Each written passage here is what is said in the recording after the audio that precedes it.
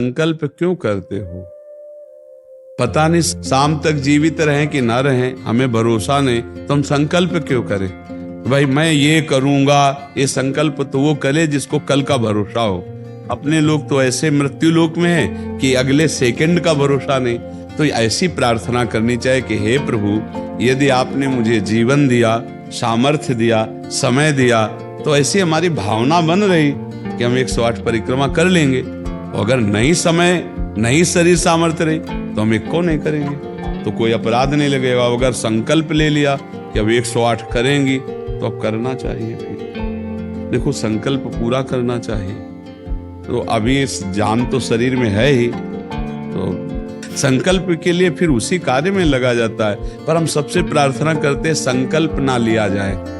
कभी कोई अगर नियम लेने की बात हो तो ये जरूर छूट दे दे कि हे प्रभु, यदि हमारा स्वास्थ्य ठीक रहा, हमारा जीवन रहा, तो हम आपके ऐसा कर लेंगे, और अगर नहीं रहा तो आपने कोई संकल्प किया नहीं तो पाप नहीं लगेगा। ऐसे थोड़ा अपराध बनने की होती है कि 108 की वो तब होता है जैसे कोई डील करते हैं ना, गोवर्धन महाराज मेरे पुत्र का नौकरी लग जाए, मैं 100 परिक्रमा करूंगी, तब जाके थोड़ा सा ऐसा ज्यादातर होता होगा। ऐसे भक्ति मिले ऐसा तो कम ही होता। हाँ, तो करना चाहिए, फिर हमें लगता है करना चाहिए, पर अगर समय के पधार गया तो फिर कैसे कर पाएगा? मृत्यु लोक है और मरण धर्मा शरीर है, तो मुझे तो भरोसा 1 मिनट का नहीं है अपने शरीर का कि 1 मिनट ही अगला जिएगा कि नहीं जिएगा।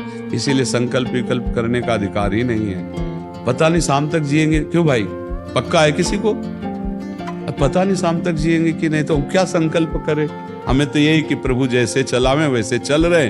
परिक्रमा करवा दिया, परिक्रमा करने बैठे बैठे राधा राधा जप रहे, मांग के खा लिया, भगवान के भरोसे बाबा जी। ऐसे गृहस्थी में अपने धर्म कर्म किए, जब समय मिला तो परिक्रमा कर गए। अच्छा, प्रार्थना करना स्वामी से कोई गलत बात नहीं कि हमारे बच्चे की नौकरी लग जाए, हमारा काम बन जाए, जरूर करो। भगवान से नहीं करोगे तो किससे करोगे? करना चाहिए। पर ये करके कि हमारी कामना पूर्ण कर दो, हम इतना करेंगे, फिर बंधन हो जाएगा। हम इतना क्यों करें, तुम्हारी परिक्रमा करेंगे तो हमारा काम पूर्ण? स्वार्थी हो क्या? हमारे पिता हो, हमारे स्वामी हो, हमारी जरूरत है, मांग रहे कि प्रभु हमें एक संतान दे दो, हम आपको कुछ करेंगे, ये हम में बस नहीं, हमारे पास तो जो कुछ दिया हुआ सब आपका है नाथ। स्वाभाविक 108 परिक्रमा लग जाए, कोई बात नहीं। संकल्प मत करो, मांग जरूर लो, तुम्हें मांगना है, और छूट दे दो कि प्रभु यदि उचित हो तो ऐसा करना, अगर उचित ना हो तो प्रभु लाख बार मांगो तो भी पूरा मत करना।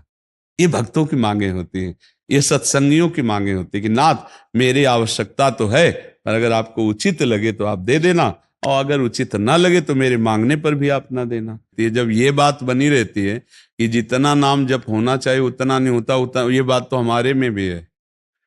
इतनी पीड़ा तो हमको भी बनी रहती है कि जितना होना चाहिए उतना नहीं होता।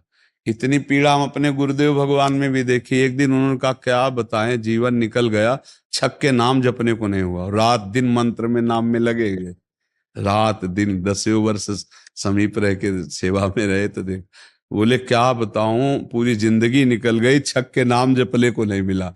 तो भगवत भजन करने वाले में भजन की इतनी भूख बढ़ जाती है कि रात दिन भजन करने पर भी उसको ऐसा अनुभव होता है कि जैसा होना चाहिए वैसा। यही अखंड भजन बनाता है, यही अखंड। पर इस अखंड भजन होते हुए भी रोना आएगा कि प्रभु मुझे भजन करने की रुचि दे दो। यही भजन, असली भजन का ही फल है। भजन करते हुए भजन की इतनी भूख होना कि भगवान से भजन ही मांगना कि प्रभु मुझे भजन करते। अभी वो भजन नहीं होता जैसा प्रेम से होना चाहिए। हर एक महात्मा को, हर एक भजनानंदी को अनुभव होगा, और ये अगर हुआ तो भजन अखंड होने लगेगा। क्योंकि हम जिसकी पीड़ा महसूस करते हैं उसको हम भूलना कैसे बर्दाश्त कर पाएंगे? तभी वो अखंड स्मृति कर पाता है। और जो संतुष्ट हो जाता है भजन में, वो भजनानंदी नहीं होता। जो भजन में असंतुष्ट और भोगों में संतुष्ट रहता है वही भजनानंदी कहा जाता है। अपनी बात कहते हैं, मुझे तो गुरुदेव ने संभाला, नहीं तो साधन भजन हो रहा था, पर वो अहंकार जनित था। जब गुरुदेव ने कृपा करी तो हमारे अहंकार को चकनाचूर हुआ। तब ये बात समझ में आई कि गुरु कृपा से मोक्ष मूलम गुरु कृपा। गुरुदेव भगवान साक्षात करुणामय प्रियालाल के स्वरूप हैं। वो जब कृपा करते हैं तो अहंकार नष्ट हो जाता है, और अहंकार नष्ट होते ही दैन्यता आ जाती है। और प्रियालाल को दैन्यता बहुत प्रिय है, और वो दैन्यता कृपा से ही आएगी, और गुरु के चरणों में आसक्त रहो। देखो, हम आपको गुरु महिमा की एक बात बता दें, जब हम कोरा कागज होकर गुरुदेव के चरणों में समर्पित होते हैं, तभी हमारी हृदय में लिखा पढ़ी सही होती है। हम लोग क्या होते हैं, पूरा कागज रंगे हुए पहुंचते हैं और अपनी बुद्धि लड़ाते हैं गुरुजनों पर, इसीलिए हमारा काम बन नहीं पाता। यदि हम बच्चा बन के गुरु के चरणों में जाएं, जैसा बोले वो वैसा करने लगे, तो गुरु को भी पता नहीं चलेगा, ऐसे शिष्य की उन्नति हो जाएगी अध्यात्म की, क्योंकि उसने उनको भगवान माना है।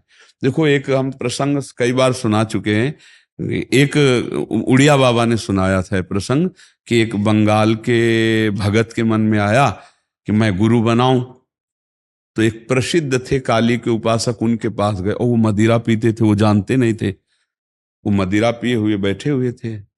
उन्होंने कहा, गुरुदेव, मैं आपको गुरु रूप से वरण करता हूं, मुझे मंत्र दे दो। तो शराब के नशे में लड़खड़ाते हुए मंत्र बोले, तो अशुद्ध मंत्र और अशुद्ध अवस्था, पर वो सीधा सरल भक्त भगवान मान के गुरु की छवि लेके पूजा में रख के और मंत्रानुष्ठान, अशुद्ध मंत्र। 1 साल ही हुआ कि मां भद्रकाली प्रकट हो गई, काली, और उनका बेटा, तेरा गुरु ढोंगी है। तो उनका, मां, पहली बात तो आप गुरु को ऐसा ना बोले, गुरु हमारे परब्रह्म है, आप ऐसा ना बोले। बोले, बेटा तू बहुत सरल है, जानता नहीं, वो शराब पीता है, और जो मंत्र दिया ना वो अशुद्ध है। मां ने कहा, तो उनका, मां, अब तो और विश्वास आपकी बात पे नहीं रहा। अगर गुरु ने अशुद्ध मंत्र दिया होता तो तुम 1 साल में आ गई, कैसे आ गई? बोले, बताने आई हूं कि मंत्र अशुद्ध है। तो उनका, मां, मैं अपनी गुरु निष्ठा और गुरु मंत्र को नहीं छोड़ सकता, आप जाओ। तो उनका बेटा, मैं तुम्हारी गुरु भक्ति पे प्रसन्न हुई, और आज से मेरे सिद्ध करने का मंत्र यही होगा जो अशुद्ध मंत्र। ऐसा गुरु भाव किया जाता है। गुरु को परब्रह्म साक्षात माना जाता है। परब्रह्म में दोष दर्शन नहीं होते, दोष हमारी बुद्धि का है। अगर बुद्धि का दोष निकाल दे तो देखो, मत्ता परतरम नान्यत किंचिदस्ति धनंजय, भगवान कह रहे मेरे सिवा कोई और है नहीं। फिर हम गुरु को दोष दर्शन में देखें, कहीं ना कहीं हमसे त्रुटि हो रही। हमें घोर पापी में भी भगवान देखना है, तो गुरु में भगवान देखने में क्या बात है? विचार करके देखिए, जब हम गुरु में भगवान देखते हैं तो अपना समर्पण करते हैं, और जब वो हमारे साथ उल्टा व्यवहार करते हैं और हम सह जाते हैं तो हमारा अहंकार नष्ट हो जाता है। वहीं वहीं रहकर उसको चोट पहुंचने दो अहंकार को, और अहंकार जब मिटिया मिट हो गया, तब कृपा उदय हुई, तब समझ में आया को हो साक्षात परब्रह्म गुरुदेव हैं। गुरुर् ब्रह्मा गुरुर् विष्णु गुरुर्देव महेश्वरा, गुरु साक्षात परब्रह्म तस्मै श्री गुरु। गुरु में भगवान बुद्धि करना बहुत कठिन बात है, सबसे कठिन बात विश्व में, समझ लो। गुरु में परब्रह्म बुद्धि करना, और गुरु में परब्रह्म बुद्धि नहीं तो कुछ भी कर ले, अहंकार नष्ट नहीं होगा। यह खुली बात कह रहे, गुरु ही एक वो खिलाड़ी है जो हमारे अहंकार को मिटिया मेट कर दे सकते हैं, दूसरा नहीं, दूसरा नहीं। इसीलिए ध्यान मूलम गुरु मूर्ति, पूजा मूलम गुरु पदम, मंत्र मूलम गुरु वाक्य, मोक्ष मूलम। गुरु का चरणामृत पियो, गुरु की चरण रज लगाओ, और गुरु के आगे एक तुच्छ सेवक की तरह रहो, अभी दैन्यता आ जाएगी। अगर गुरु में दोष दर्शन होने लगे तो हट जाना चाहिए, और दूर से उनको परब्रह्म मान के बिना निंदा किए उनके द्वारा बताई हुई उपासना में रत हो जाए तो उसका परम कल्याण हो जाएगा। दूसरा गुरु बनाने की जरूरत नहीं है। परमात्मा प्राप्ति के लिए गुरु कृपा है। हम तो आपको हाथ उठा के कहते हैं कि गुरुदेव की कृपा के बिना एक कदम नहीं चल सकते, एक कदम भी नहीं चल सकते। हम जैसे भूमि में ही कदम रख सकते हैं, ऐसे हम जीवित हैं, परमार्थ में चल रहे हैं तो केवल अपने गुरुदेव की कृपा से चल रहे हैं, किंचन मात्र कुछ नहीं। केवल वो ऐसे पकड़े हुए हैं तो हम चल रहे हैं, अगर वो ऐसे छोड़ दें तो धम्म से गिर जाए। गुरु कृपा ही केवलम, गुरु कृपा है। वो दैन्यता गुरु कृपा से आती। महाराज जी, धन्य भाग है आपकी कि आप दैन्यता चाहते हैं। हाँ, परम कृपा है वैष्णव आचार्यों की। बस चुपचाप चलते रहिए, किसी की निंदा मत करना और किसी के दोष दर्शन मत करना, बस इसी से दैन्यता आ जाएगी। और दैन्यता में रोना आता है, जैसे अब आपका है, दैन्यता में रोना आता है कि मुझ जैसे अधम पर इतनी कृपा श्री कृष्ण की, महाप्रभु की, गुरु की, तो वो हृदय निर्मल होता चला जाता है। जब रुदन होता है ना प्रभु के, उसमें इससे ज्यादा और किसी तीर्थ में नहीं पवित्रता है जितनी रुदन में पवित्रता है। हाँ, रुदु सुश्रम राजन कृष्ण दर्शन लालसा, जब अपने प्यारे प्रभु के लिए रोना आता है तो हृदय निर्मल, तार तार निर्मल हो जाता है। और कबीर दास जी कहते हैं कि बिन रोए किन पाइया प्रेम प्यारा अमित, कबीरा हंसना छोड़ दे रोने से कर प्रीत, बिन रोए किन पाइया प्रेम प्यारा अमित। पर भगवान की 3 प्रकार की लीला है, एक है सृजन और एक है पालन और एक है संहार, और तीनों लीलाएं होंगी, पक्का होंगी। जैसे सृजन जरूरी है, पालन जरूरी है, ऐसे विनाश भी जरूरी है। तो देखो, इस शरीर को कहा गया विनाशी और इस लोक को कहा गया मृत्यु लोक। तो भाई देखो, जो जन्मा है उसका शरीर छूटेगा, जो हमने कर्म किए उसके अनुसार हमें भोग मिलेंगे। अब हम भगवान से भजन के बल से, उनके प्रार्थना के बल से हमको क्षमा याचना करवा सकते हैं। तो अपने पुत्र के लिए, अपने कल्याण के लिए, अपने परिवार के कल्याण के लिए, समाज के मंगल के लिए भगवान का नाम जप करे, भगवान से प्रार्थना करे, दूसरों को सुख पहुंचावे, धर्म पूर्वक आचरण करे, तो निश्चित मंगल होता है। हाँ, बहुत अच्छा है। देखो, यशोदा मैया स्वयं भगवान लाला के रूप में आयला, तो गौ की पूंछ से झाड़ना और ब्राह्मणों को बुलाकर स्वस्ति वाचन कराना, दान देना, मेरा लाला कन्हैया सुरक्षित रहे। क्योंकि बड़े बड़े आक्रमण हुए ना, पूतना है, तृणावर्त, अघासुर, बकासुर, तो मैया घबरा जाती थी कि दुनिया की बलाएं हमारे लाले के पीछे काहे पड़ी। और अच्छा, माँ को अपने पुत्र का महान स्वरूप दिखाने पर भी दिखता ले, क्योंकि माँ है ना, उनको लगता है मेरा लाला है, तो बार बार वो परेशान हो जाती थी। और स्वयं भगवान की रक्षा के लिए भगवान के नाम का प्रयोग किया, केशव भगवान बाजुओं की रक्षा करे, ऐसे करे, ऐसे। तो हमें लगता है भगवान का नाम जप और धर्माचरण, दूसरों को सुख पहुंचाना, और इसका फल मेरा पुत्र सुरक्षित रहे, मेरे पुत्र की बुद्धि शुद्ध हो, मेरे पुत्र को कभी विपत्ति ना हो। तो ये देखो, माँ में बहुत बड़ी सामर्थ्य है। अगर माँ तपस्या और पूर्वक अपने पुत्र को चाहे तो अजर अमर बना सकती है। मंदालसा माँ ने यही कहा था, मेरे गर्भ में जो जीव आएगा उसे भगवान से मिला के रखूंगी, उसे भगवत प्राप्ति, और ऐसा ही किया। देखो, गांधारी जी ने जे भी सुना कि धृतराष्ट्र हमारे पति होने वाले वो अंधे हैं, तो पट्टी बांध ली।